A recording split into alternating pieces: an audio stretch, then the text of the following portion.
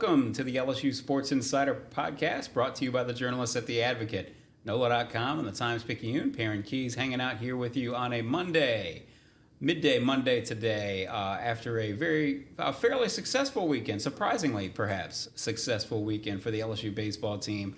Hanging out here with Koki Riley, our LSU baseball writer. We are going to discuss, obviously, LSU's very useful series win over the number one rated Texas A&M Aggies at Alex Box Stadium, and what that means for their postseason chances as we go down the road here, as we start to close down the regular season and look forward to Hoover and maybe, if you're an LSU fan, crossing your fingers, maybe a trip to the NCAA regionals, and we will see what goes on from there.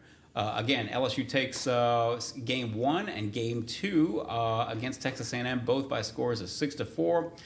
Get roughed up a little bit in the series finale, but certainly put themselves in great position to be able to possibly make a postseason charge into Hoover and into the regionals. Koki, how was your weekend? Doing pretty. It was interesting. It was eventful, was it not? It was extremely eventful. Perhaps more eventful than you thought, any of us thought going in, perhaps. Yeah, absolutely, especially after Saturday. Yes. You figure that, they can take one of those two games, but probably not both, and they took both, so here we are. Some clutch performances, certainly on both of those days, from some names that maybe haven't gotten up onto the marquee lately because those clutch performances had not been there. So we will get into all of that, and we will discuss some business first as well. If you are watching the LSU Sports Insider or listening to the LSU Sports Insider, you already know, of course, that the Advocate's the number one destination for all things LSU sports related. So if you haven't joined us already, please join us and subscribe to The Advocate, whether that's in print or digital.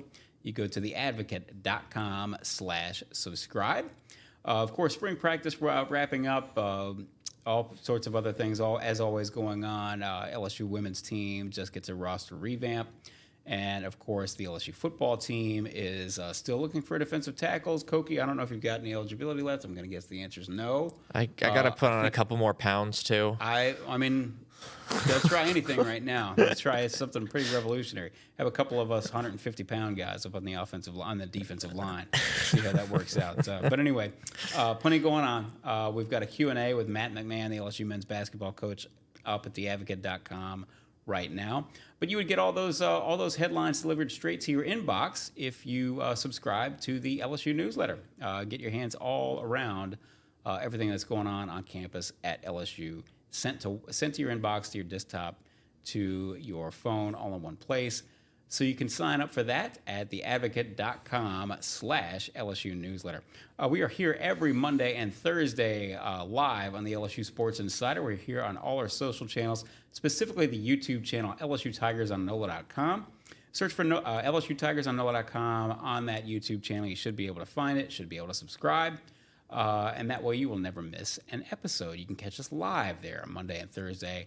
If you don't catch us live, you can catch us there after the fact. And also, if you don't dig your podcasts on YouTube, you can do it on the more traditional way, which of course is Apple Podcasts, Spotify, wherever other finer podcasts are found. Just search for LSU Sports Insider, and you should be able to find it out. So here we go. LSU wins, as I said, 6-4 on Friday. LSU wins again 6-4 on Saturday. The bullpen does not have what you would call a masterful performance. I can't perform. Masterful performance on Sunday as A&M roughs them up pretty good, 14-4. But that puts them at 31-18 overall, 9-15 in the SEC. This is unofficial. I went on D1 Baseball today and found that their RPI is up to number 33. Mm-hmm. They're going to hit the road and face Alabama in Tuscaloosa this weekend. Alabama's got an RPI of 16, and then they'll close it out next weekend. They're tied with Ole Miss in the SEC West standings at 9-15 in conference. They're tied, I guess, for fifth in the West, in the SEC West. And Ole Miss, they will close it out at Alex Box with Ole Miss, who's got a 25 RPI.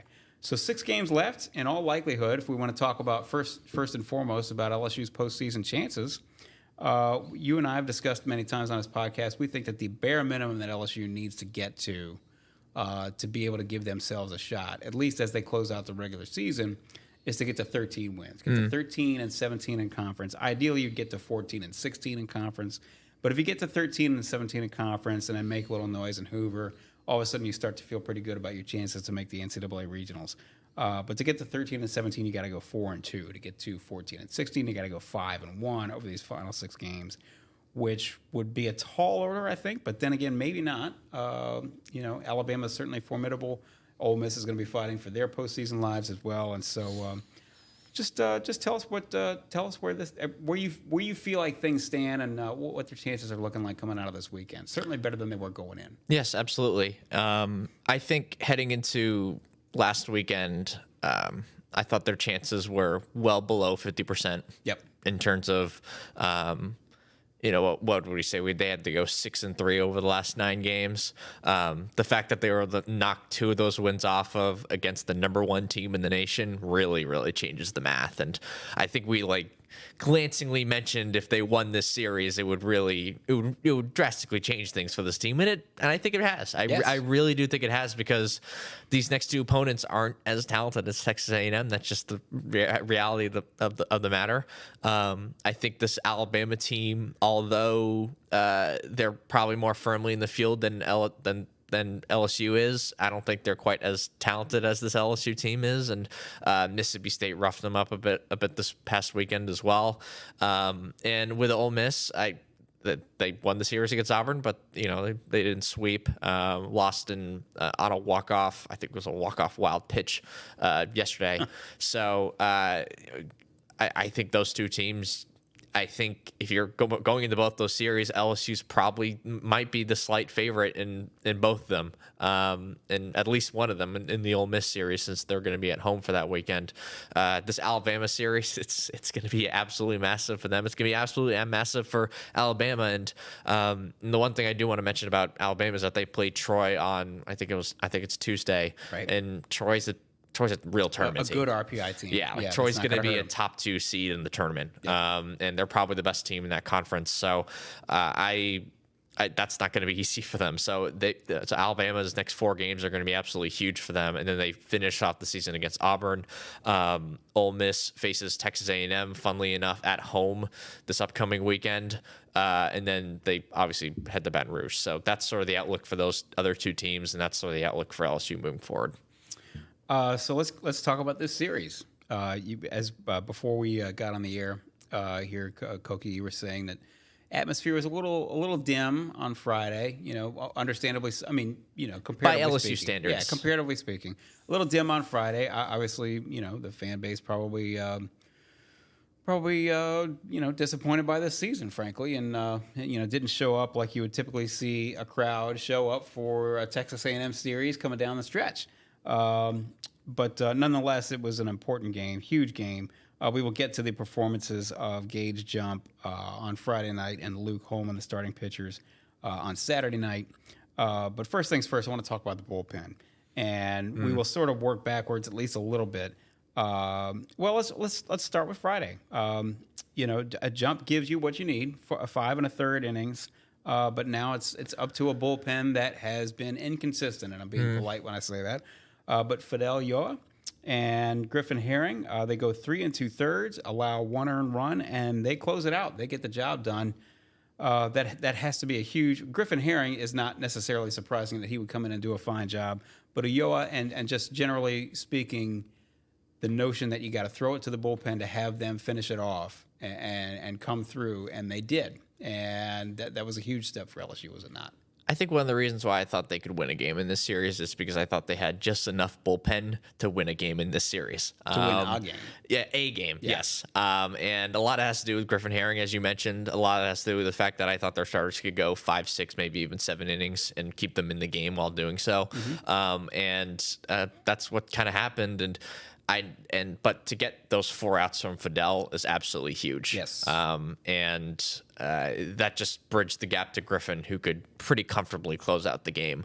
And I mean, we're going to get to the offense, but, complementary baseball matters a lot in these sort of scenarios as well. So, they didn't have to push Griffin quite as much, and they could sort of run with Fidel a little bit longer because of some things that happened offensively. So, I mean, Fidel looked excellent, and I think Coach Jay Johnson sort of referenced to the fact that he hasn't been 100% for this entire season. His health's kind of been a little bit up and down, but he's been much healthier lately. And you definitely saw that in the results. He's a really good slider. His fastball's up to 95. So, it's not the most I wouldn't say it's like the most deceptive delivery, but at the same time, when he pounds the strike zone and he sort of gets into a rhythm, we saw at the very beginning of the season, he could be a very he might, if he can stay healthy, then he might be sort of in, the quote unquote circle of trust for Jay Johnson. And obviously Griffin Herring is like the captain of that circle of trust, but maybe you can put Fidel in that too. And with, 3 or 4 other guys, I'd say at this point, and we can talk about Saturday, sort of expand on that. Just as you said, he was Ulloa was off to a great start early in this season. That was one of the reasons why. One of the many, many reasons that going into the season, we all thought that LSU's bullpen was going to be a strength. And so if he comes back around and, just as you say, earns that trust and, comes in a high leverage situation and or eats up a couple of innings or key outs or something like that, that's a big, big step in the right direction for LSU's bullpen. Saturday night, I thought was really, I don't want to call it a special night because there have been so many special nights at Alex Box, but it was a nice moment, a really, really good moment, and touching is a little bit too corny, I would say, but it was an electric kind of moment, and certainly it was a feel good moment, I would say. Well, let's get to what we're talking about actually here. Holman comes off the mound and he turns it over to Christian Little. Christian Little, of course, comes here from Vanderbilt 2 years ago. We all assume he's going to be a part. He comes because he's intending to become a part of the weekend rotation. Did not have a good go of it. Hasn't had a good go of it for most of his stay at LSU. But boy, when they needed him on Saturday, Christian Little, 3 2/3, 1 earned run, 6 strikeouts, 1 walk. He almost gets them to the finish, all the way to the finish line. And I just want to sort of drill down on a little moment here. And he runs into some trouble in the ninth. And you can tell, of course, every reliever wants to close it out, but you can tell he really wants to close it out. He's getting about ready to get himself set back up on the rubber, and he sees Jay Johnson come out. And I don't know if you saw this live. I was watching the broadcast, but you can see him turn around, and he lets loose with, I'm not sure what 4-letter word it was, but it was a 4-letter word. He's frustrated at himself and frustrated that they're baseball players. They all understand it. But frustrated he's getting taken out because he knew he was dealing that night, and that he'd had a great outing, and that he wanted to get it to the finish line, but instead they pull him with 1 out to go. Jay Johnson pulls him.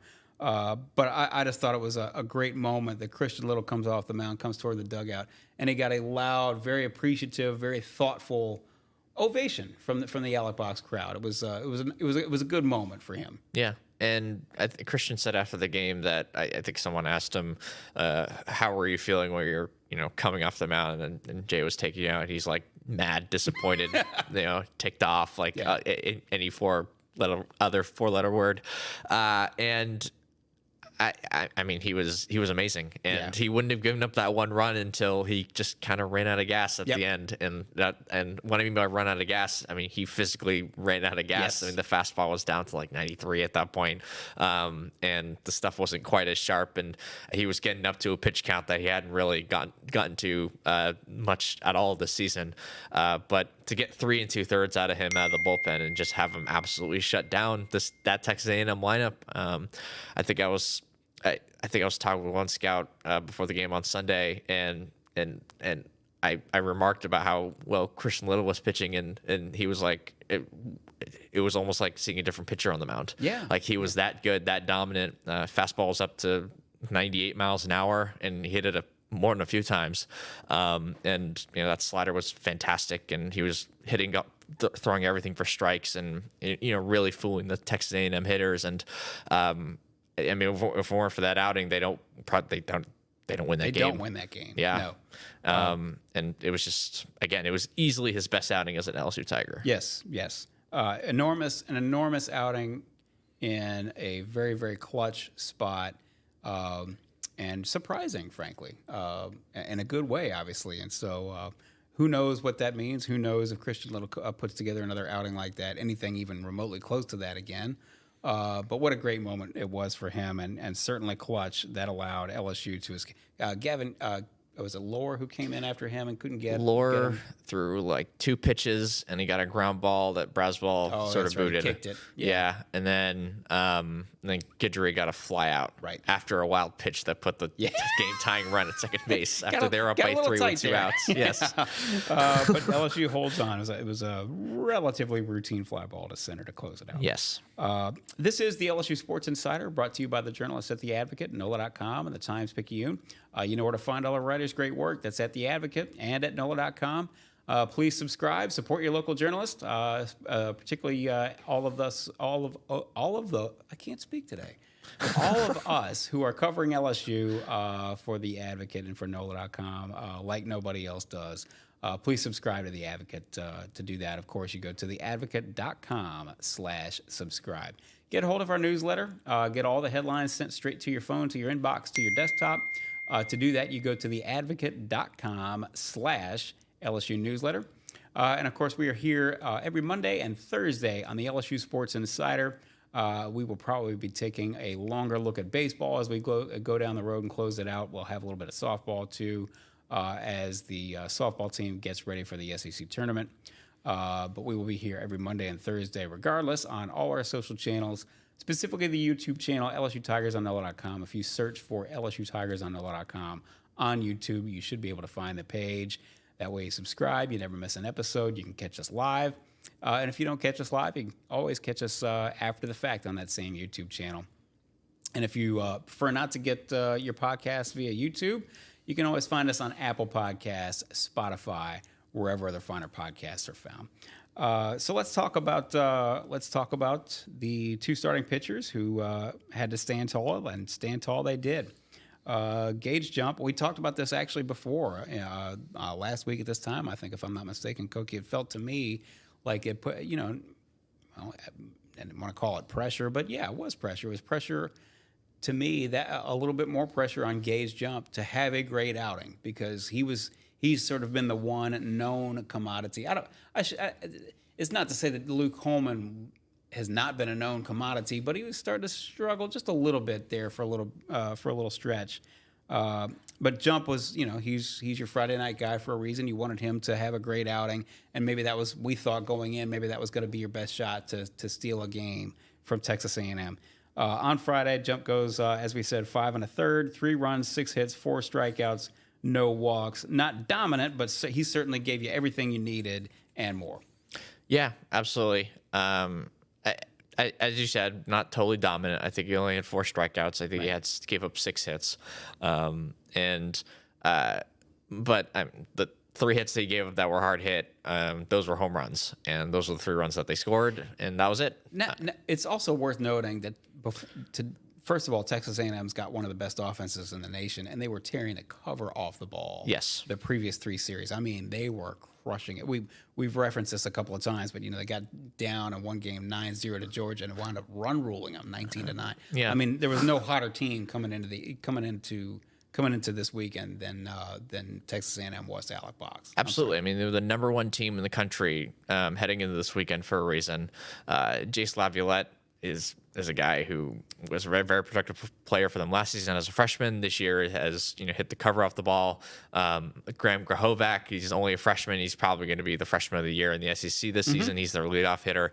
And this is Brady Montgomery, who's probably one of the best players in the country, who I didn't think he got a hit this. I'm pretty sure he didn't get a hit this weekend. I'd have to look it up again. I certainly don't remember. Heading into Sunday, he didn't have a hit. I'm 100% sure about that. And again, that guy's been one of the best players in the country. They did a really good job of limiting the damage against those 3 guys in particular. And Grahovac didn't do a whole bunch until Sunday either. So when you have that three-headed monster at the top of the lineup and a very good lineup behind them, it's pretty similar to what LSU had last season themselves. Yeah. Maybe not quite up to that super duper star level, but it's darn near close. There's no such thing as pitching around a guy to get to some other weakness in a lineup. Yes. You've got your hands full 1 through 9. The number 9 hole was really the only, I guess, blind spot they had all weekend.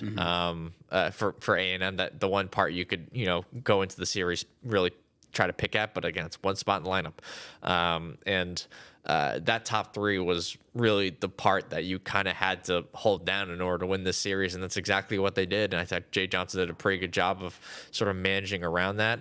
And I also thought that offensively, I just thought they did a really good job of sort of limiting those 3 guys. That was a huge key to this series. And Saturday, Luke Holman did pretty much what you needed him to do. Well, we say that, we certainly didn't know what was coming down the line with Christian Little. Yeah. But Luke Holman goes 5 innings, 3 runs, 3 hits, 10 strikeouts, 5 walks. The walk total was probably a little bit too high. But nonetheless, he did enough to sort of hold the fort against a very, very potent lineup, be able to give LSU's bullpen a chance to help him out. Yeah, it was like a really interesting and wild performance from him, because the thing with A&M's lineup, they're very left-handed heavy, and left-handed hitters sometimes can give Holman some trouble because he's a righty. He doesn't really have that pitch to put away left-handed hitters. Right. And against most other SEC teams, that's not going to be a massive issue, just because he has higher quality and he's just a better pitcher than most other SEC pitchers. But against a lineup like this, that matters. And most of the lineups don't have as many left-handed hitters either. So against this lineup, that matters, and that's why you have to go to a splitter a lot more often this weekend. And that was a pitch that, and that's the sort of pitch that you can try to get lefties out with, and just given its movement profile and the fact that it can sort of drop off the table. I mean, changeups are usually what righties go to get lefties out, but as Holman said himself, his changeup stinks. So that's why he goes to that splitter, and it was a very effective pitch for him and had a pretty decent movement profile, and it's something I frankly want to see him throw a little bit more often. And I think he said he threw like 10 of those pitches, and that's a big pitch for him. It's nice to have in your back pocket. Exactly. Yeah. Against a very left-handed heavy lineup, a team that had multiple switch hitters in the order. So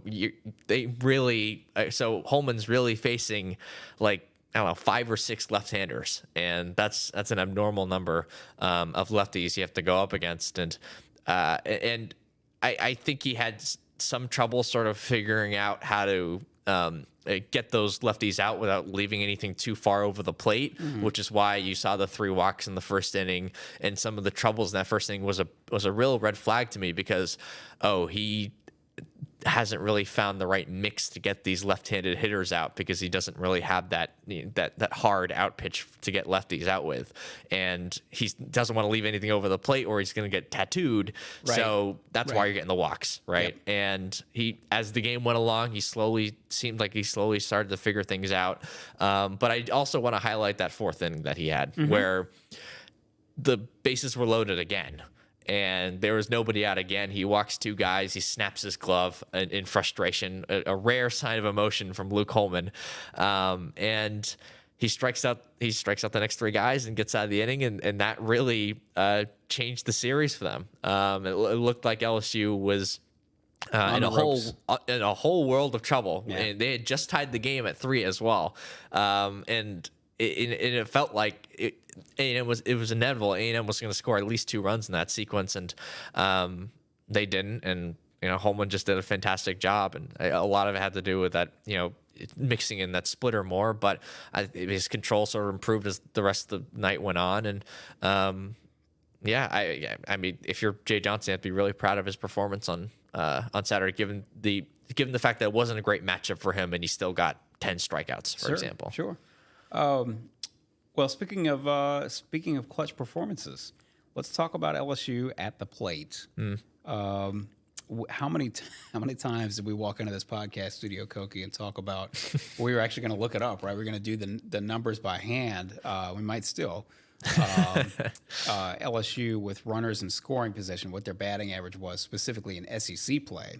It hasn't. Spoiler alert! It has not been good up to this point. On Friday, they are 4 for 7 with runners in scoring position. That was that. It's almost not possible to emphasize just how clutch that was and how important that was. On Saturday, they didn't do as well with runners on base, but they were 6 for 15 with 2 outs. So a lot of the things that you haven't seen this season from the LSU lineup, which we knew wasn't going to be as strong as last year's lineup, because no lineup is that strong, really. But you saw the deficiencies came when they had runners on, leaving a ton of guys on, and also 2 strike hits and 2 out hits. You didn't see a whole lot of that in SEC play coming into this weekend, but now you saw both of those things unfold in 2 different games, which wound up being wins. Yeah, absolutely. On Friday, it was just they load the bases with nobody out, and in scenarios like that in the past for this LSU team, they've had trouble, putting up real quick numbers on the board. Right. 4, 5, 6 runs, and they put up 4 runs in the inning. Josh Pearson hits a huge double. Josh Pearson is a big reason why we're talking about this right now. Yes. He only had 3 hits all weekend, but 2 of them were absolutely huge, and even the hit he had on Sunday was big. It was a 2-out RBI knock that increased the lead to 3 at the time, at least before things sort of fell apart for the pitching staff. But we can get to that later. And yeah, Pearson was an absolute huge part of that. And you mentioned the 2-out hitting. Saturday there's a perfect example of that when they were down 3-0. There's 2 outs, and all of a sudden they get back-to-back home runs from Tommy White and Jared Jones. And that's not terribly surprising because those guys can hit a home run at any single moment. But the fact that it came with 2 outs was huge. Yes. And then what happened next was Josh Pearson, as we mentioned earlier, he hits a double, and then Hayden Trubisky drives him in. This is all with 2 outs. It's boom, boom, boom, boom, and then all of a sudden you have a tie game. That's the stuff that they just have not done all conference play. Right. And they finally did it against a great team in a must-win scenario. And yeah, it was just absolutely huge. And if this team wants to, I guess, quote unquote, save its season and make the NCAA tournament, and if they can do stuff like that, they've got a shot. And I think this weekend they proved that they can beat anybody when they're playing at their best, because they literally beat the number 1 team in the country. We already knew this team had talent heading into the season. Right. But it's the stuff like that makes the difference. I think that's sort of the best way to put that. So you feel good about Gage Jump and Luke Holman, obviously. You maybe feel good about some of the people coming out of the pen. Griffin Herring. Yeah, certainly Griffin Herring. Again, this was one performance, but it was one for the ages in Christian Little. Coming from Christian Little. But to be fair to Christian, he's been very good for the last 2 or 3 weeks. Come on. Yeah. Yes. This isn't like this. It wasn't like they put him in the game and all of a sudden he turned into Superman. This has been building ever so slowly the last few weeks. But again, that gives you a feeling of, well, okay, maybe that's 2+. Another guy in the circle of trust. Yes. Right. As for Sunday, oh boy, because this was not a flawless weekend, and it did expose some of the things that you've seen for much of this season. It looked for everything like it was always going to kind of be a bullpen game, right? Yes. Ackenhausen, it was Ackenhausen who started, right? Yeah, Ackenhausen started. Yes. And then 6 relievers follow him. I will go through the numbers. Yep. 7 1/3, 14 runs, all earned. I didn't add it up. 12 hits, 15 strikeouts, but 10 walks and 2 wild pitches. It was pretty ugly on Sunday, and really nobody came in to stop. Until it was far too late. Nobody. Really There's came one in to stop exception to that. Aiden Moffitt threw pretty well. Yeah. And that's a guy with some life in that fastball. Yes, and he came in a pretty tough spot, gave up a couple singles that added some runs onto Thatcher Hurd's run total, and then he came in and threw. I think it was combined 2 2/3. Basically through the next 2 2/3 without giving up a run, or really anything of really anything. And that was pretty good. And against that sort of caliber lineup, and I know it was like kind of garbage time, but it wasn't totally garbage time at that point. It was a 6-run game. It wasn't totally over. It felt like it was over in the ballpark at least. But it wasn't over until really he came out of the game again. But when I'm talking about the circle of trust, and I want to mention him in that because he is getting close there if not being in there. And I think you throw Gavin Guidry in there, and that's 5 guys, including Fidel Ulloa, that I would say you could at least argue who are guys who are in the circle of trust. I think there's 2 guys who are absolutely in the circle of trust, and probably a third. Like I'd say Guidry's probably. I think if the game was close, Guidry throws on Sunday. Right. So I think he's in Johnson's circle of trust, whether he's like. Whether fans are as confident with him this year as they were last year, that's another thing we can debate. And, certainly, and he hasn't been as good as he was last season. I think that the numbers just bore that out. But at the same time, like he's been better than most of the other guys out of the bullpen this season, and you're throwing him off, you're throwing a Ulloa. Maybe you can piece something together with those guys, and hopefully you can get more out of Ackenhausen than just an inning and 2/3. Certainly, maybe the hamstring injury had something to do with it. The fact that he couldn't really ramp up as intensely as maybe he would have liked to heading into a start.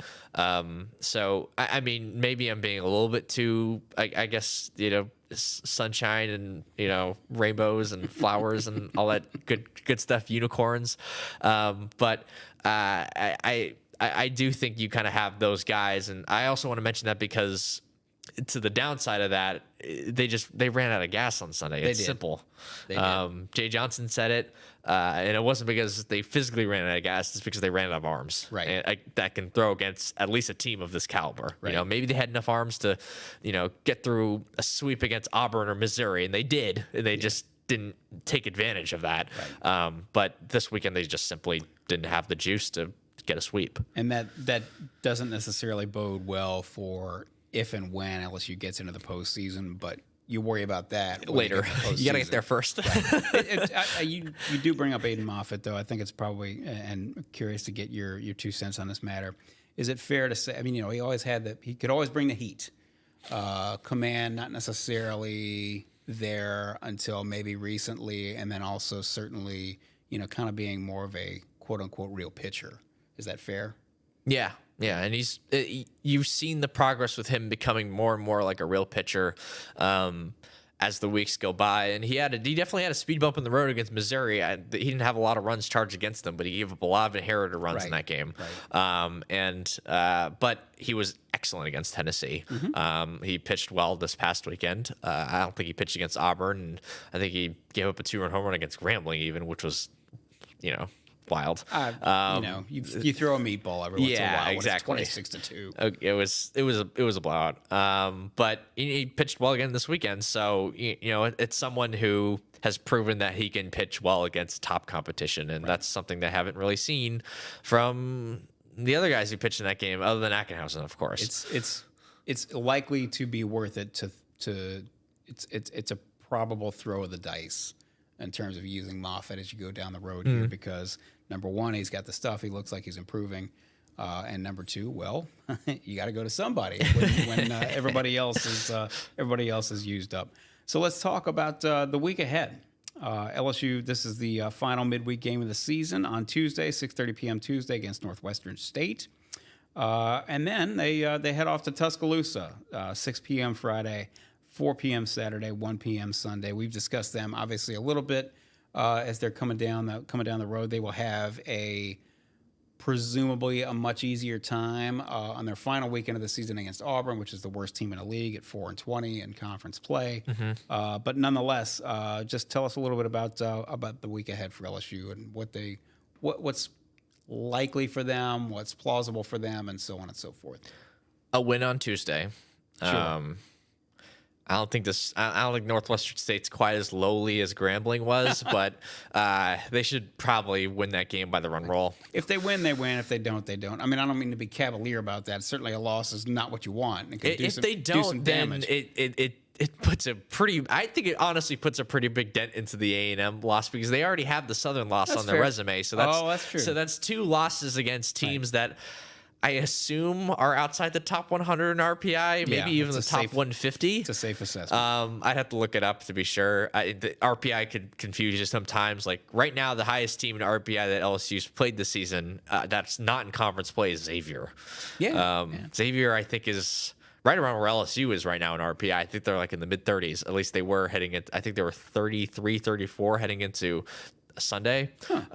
So yeah, I know it is a little surprising. The next highest team is Louisiana Tech, which is also kind of surprising. And I know Texas is playing a lot better baseball lately, even though I think they're like 50th in RPI right now, but they're playing a lot better baseball. That should help out with the resume if we're doing resume talk right now. Yeah. LSU's 4-11, I think, versus quad 1, so that's not a great look, a great move. Yeah, but this week can help with that. It's two more wins to that. That's two more wins to that ledger, and it's not just 2 wins against any other top 25 team in RPI. Consensus number 1. It's the number 1 team in RPI, and I think I'm pretty sure they're still the number 1 team in RPI even after this past weekend. So that's huge. And then I think UL has dropped quite a bit in RPI. They've played much worse baseball lately. I think they're weirdly still ranked in D1 baseball. I don't know why, but I think they just lost their series to Troy, who we mentioned earlier is going to play Alabama. So all this stuff sort of connects. Funnily enough, but I think they're around 55th in RPI. And I mentioned those teams because the non-conference stuff kind of matters a little bit too if we're gonna go into the nitty gritty of how.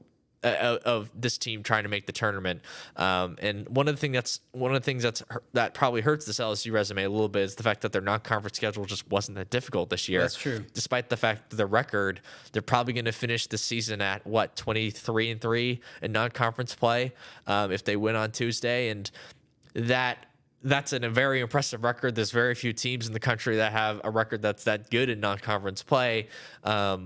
But at the same time, like some of those games were against Grambling, you know, teams like Grambling, and that's just not going to really boost up your resume that much, RPI or not, even if they've gotten a little bit lucky with the RPI with Xavier and Louisiana Tech. Certainly. So you just sort of hope that these A&M wins can really boost their resume, and if they can finish out the season with 5 straight victories in SEC play, and then maybe a victory or 2 in the SEC tournament, even if they lose in the SEC tournament the first weekend, I think they have a shot to get the 13. Because the 2021 team lost their first game in the SEC tournament, only won 13 conference games, and they got in. Right. And they thought they were going to get in based on the rest of the country. But every year's different. The selection committee's different, and I believe we discussed this on the last podcast. Same as March Madness, what if there's some other bid snatcher, some 6th place team out of the MAC or whatever wins the MAC. That's why you don't want to lose that game. That's right. So you want to do everything you can, obviously, to put yourself in a good position. But anyway, tell us a little bit about Alabama. A first-year coach, obviously, and they've maybe done a little bit better than expectations. Not haven't set the world on fire, but they've done better certainly than preseason expectations. Yeah, a lot of transfers on this team. They had a lot of turnover from last season's team. That was a very good team, and they hosted a regional last year, but they just lost a lot, and they had to go to the portal to sort of revamp. And pitching wise, they've been maybe a tad disappointing. I think they only have one starter who has a sub-5 ERA in conference play, and they were ranked heading into this week, but weirdly enough, they actually have a worse record than LSU.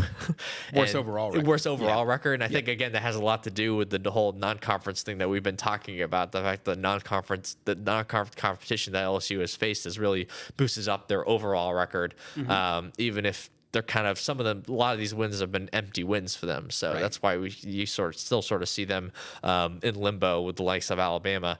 But yeah, I mean, that's sort of the breakdown on Alabama, and it's going to be a really interesting series heading into this weekend. We will be sure to make food recommendations for you so you don't go starving in Birmingham and Tuscaloosa. Well, I guess you won't be going into Birmingham, so you go straight to Tuscaloosa. There'll be should be some spots in Meridian, Mississippi, and places like that before you get there. You're not going to go starving. Follow Koki as he traipses through the Southland, as he goes on the road one final time here in the regular season. And then go back to Alabama 2 weeks after that. That's right. You'll be probably. We don't know if you'll be there for one or 2 days or perhaps the whole week, because who knows how long LSU may stay in Hoover. They look pretty good to make it into Hoover right now. They still got to get business taken care of though. to make sure that they do qualify for the SEC tournament, and then off from there, they've got some work to do to make sure they get into the NCAA regionals, and it's an uphill battle still. So, but this weekend was certainly a huge step in the right direction. So, follow Koki wherever he goes, all over this fine land, covering LSU baseball for the Advocate. Subscribe to the Advocate, of course. We would love for you to do that and join us. This is the number one destination, as we say, always for LSU sports coverage, and always has been. So whether that's in print or digital, please subscribe to the Advocate. Go to theadvocate.com/subscribe and stay up to date with everything that's going on with LSU with our LSU newsletter. To sign up, you go to theadvocate.com/LSU newsletter. That way you get everything, all the headlines sent to your phone, to your desktop, to your inbox, all in one spot. We are here every Monday and Thursday on the LSU Sports Insider, on all our social channels, specifically the YouTube channel, LSU Tigers on NOLA.com. If you search for LSU Tigers on NOLA.com on YouTube, you should be able to find it. You'll find the page. You can subscribe. You'll never miss an episode that way. You can catch us live on Mondays and Thursdays, and if you don't catch us live, as we say, you can always catch us after the fact on that same YouTube channel. If you prefer to get your podcasts in a more traditional way, you can always check us out on Apple Podcasts, Spotify, wherever other finer podcasts are found. Follow and subscribe, and give us a 5-star rating if you like on Apple Podcasts. That will help us find more LSU fans, and it will help more LSU fans find us. Just search for LSU Sports Insider. Koki, it's been a pleasure. This was certainly a more pleasant weekend, probably than most LSU baseball fans have had for much of this season. Absolutely. Certainly since March. So they've made it interesting. They've given us a reason to really pay attention to them as we go down the stretch. And of course, as we know, here in Louisiana, everybody loves having a good old-fashioned crawfish boil while watching LSU make a run for the postseason. So we will see what happens as we go down the road, and perhaps LSU can pull this one off. For Koki Riley, for Amelia Cotton behind the glass, I'm Perryn Keys. This has been the LSU Sports Insider.